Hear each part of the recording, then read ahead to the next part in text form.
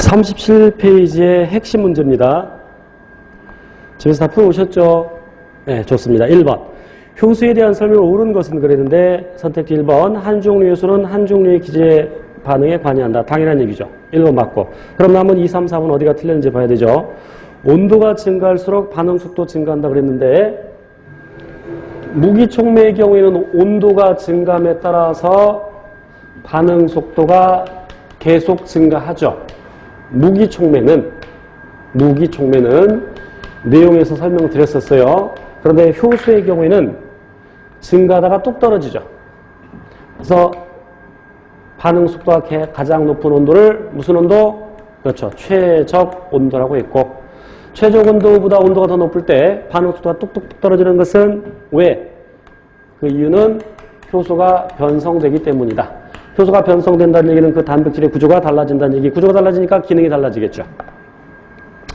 그래서 2번 틀렸고 3번 모든 효소의 최적 pH는 7이다. 이건 효소의 종류에 따라서 다른 것들도 있죠. 예를 들어서 위에서 작용하는 펩신의 경우에는 단백질 분해 요소인 펩신의 경우에는 최적 pH가 2 정도가 되고 여기에 다른 게 있다. 4번 모든 효소는 스테로이드로 되어 있다. 스테로이드로 되어 있는 효소는 없습니다. 효소의 주성분은 단백질, 그리고 어떤 단백질은 보조인자를 필요로 하는 경우도 있고. 그래서 답은 1번. 2번.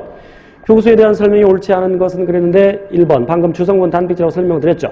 그리고 2번. 활성화 에너지를 증가시키는 것이 아니라 감소시키죠. 그래서 틀린 건 2번. 2번이 답이고. 3번. 온도가 높아지거나 낮아지면 반응 속도가 느려진다. 최적 온도보다 온도가 높아지거나 낮아지면 반응 속도가 떨어지죠. 맞고요. 4번. pH의 영향을 받는다. 효소의 종류에 따라서 다르죠. 그런데 최적 pH가 7, 아밀라제, 입에서 녹말을 분해하는 요소인 아밀라제의 경우에는 pH 7을 벗어나면 7보다 높거나 낮으면 반응 속도가 떨어지죠. 그러니까 pH 영향을 받는다라고 할 수 있죠. 답은 2번. 3번. 효소에 대한 설명을 옳은 것은 그랬는데 1번. 효소는 반응 전후에 변하지 않고 소모되지 않는다. 그러니까 재사용이 가능하죠. 다만 반응 중에는 약간 변하죠. 하지만 반응이 다 끝나면 원래대로 돌아온다. 그래서 1번 맞고 1번이 답이고요. 그럼 나머지 또 어디가 틀렸는가 봐야 되죠. 2번. 효소는 온도에 영향을 받지만 pH에 의해서 영향을 받지 않는다. pH에 의해서도 영향을 받죠. 3번. 하나 효소는 여러 가지 기질과 반응한다. 아니라고 했죠. 한 가지 기질에만, 실은 효소와 기질이 되게 직접 반응하는 거 아니죠. 한 가지 기질의 반응에만 관여한다. 4번. 효소는 활성 에너지를 증가시키는 것이 아니라 감소시킨다. 4번 문제. 효소의 기질특이성 설명한 내용을 옳은 것은 기질특이성이라는 것은 한 가지 요소가 한 가지 기질의 반응에만 관여한다. 예를 들면 아밀라제는 녹말만 분해시킨다. 단백질과 지방은 분해시키지 못한다. 그러니까 1번이 답이죠. 2번에서 아밀라제가 위에서 녹말을 분해하지 못하는 것은 침의 pH가 7인데 위의 pH가 2죠. 그러니까 아밀라제 최적 pH 7, 2에서는 작용을 못하죠. pH 때문이고. 3번 배꼽티를 자주 입는 여성은 소화가 잘 되지 않는다. 그럼 배의 온도, 그러니까 내장기관, 위 소장의 온도가 낮아질 수 있죠. 이거 온도와 관련된 내용이고. 4번 펩신우계는 염산에 의해서 펩신으로 활성화된다. 맞는 말이지만 기질특이성은 아니죠. 이 말은 펩신우계는 효소로서의 기능을 못하죠. 염산에 의해서 펩신으로 활성화된 다음에 작용을 한다. 답 1번이고. 5번 효소가 관여하지 않는 반응은 1번 우유에 식초를 넣으면 점액덩어리 생긴다. 이건 효소 반응이 아니죠. 그래서 1번이 답이고.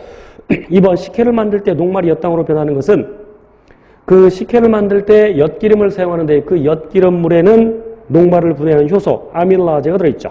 그래서 맞고. 밥을 오래 씹으면 단맛이 난다. 밥에 있는 주성분 녹말은 단맛이 안 나죠. 다당류니까. 그런데 자꾸 씹다 보면 침 속에 있는 아밀라제에서 녹말이 엿당으로 분해되고 그 엿당이 단맛이 나죠. 그러니까 맞죠. 4번 상처가 난 곳에 과산화수소를 바르면 거품이 난다. 이것은 과산화수소가 그 효소에 의해서 상처난 부분의 그 효소에 의해서 그 효소 카탈라제죠. 카탈라제 또는 카탈리스라고 발음하죠.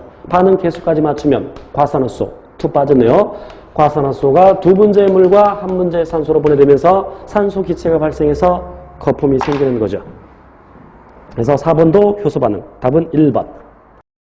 자, 단원 테스트 2장에서의 물질, 세포막을 통한 물질 이동 내용과 그리고 제3장의 효소에 대한 5문제 봅시다. 자, 1번. 세포에서 일어나는 반응 중 ATP를 필요로 하는 것만을 보기 위해서 있는 대로 고른 것은, 자, 전체적으로 다시 한번 정리해 봅시다. 막을 통한 물질 이동 방법, 물질 수송 이렇게 얘기할 수도 있겠죠. 그래서 첫 번째가 확산, 농도가 높은 쪽에서 낮은 쪽으로 용질 이동한다 그랬지. 기체 상태라면 분합차에서 고분합에서 저분합으로 기체 이동하는 거 확산이라고 할 수 있겠죠. 그래서 이제 기체의 예를 들면 폐포와 모세혈관 사이에서 또는 조직세포와 모세혈관 사이에서 기체교환, 산소와 이산화탄소의 기체교환이 분합차에 의한 확산이라고 했죠. 물론 확산을 더 나누면 단순 확산과 촉진 확산이 있는데 방금 얘기했던 기체교환은 단순 확산에 해당이 되죠. 산소, 이산화탄소 등. 그러면 단순 확산과 촉진 확산의 차이는 단백질의 도움을 받느냐 그렇지 않느냐. 그렇지만 조심할 것은 촉진 확산의 경우에 ATP 소모는 없다. 그럼 두 번째가 삼투 현상. 삼투라는 것은 저농도에서 고농도로 물이 이동하는 것. 그래서 한마디로 말하면 물의 확산. 반드시 반투막을 경계로 해서 일어나고, 그다음에 세 번째가 농도 기울기를 형성하는 능동수송. 그래서 물질들의 일반적인 이동 경향은 고농도에서 저농도인데 능동수송은 반대로 저농도에서 고농도로. 그러니까 이때 에너지를 필요로 한다. 주로 ATP를 소모하고, 그리고 이때 역시 단백질의 도움을 받아서 일어난다. 단백질에 의해서. 그리고 입자가 너무 큰 경우에는 막의 변형에 의해서 일어나는데, 그래서 세포 내 섭취하고 그리고 세포의 배출 이렇게 공부를 했었죠. 그래서 리보솜에서 단백질을 만들면 소포체에서 가공이 일어나고 변형, 그리고 골지체에서도 변형이 일어나고 세포막과 융합해서 밖으로 내보낼 때 세포의 배출이라고 했죠. 그래서 젖단백질이나 효소 분비할 때 세포의 배출에 의해서. 그런데 이것은 막의 변형에 의해서 일어나고, 이때 ATP 필요하다 안 필요하다? 당연히 ATP를 필요로 한다. ATP 소모한다. 이렇게 정리가 되겠습니다. 그래서 기억은 능동수송의 대표적인 예이죠. 그래서 살아있는 세포에서 항상 세포 안쪽과 바깥쪽을 비교해보면 어느 쪽에 나트륨의 농도가 더 높다 그랬어요?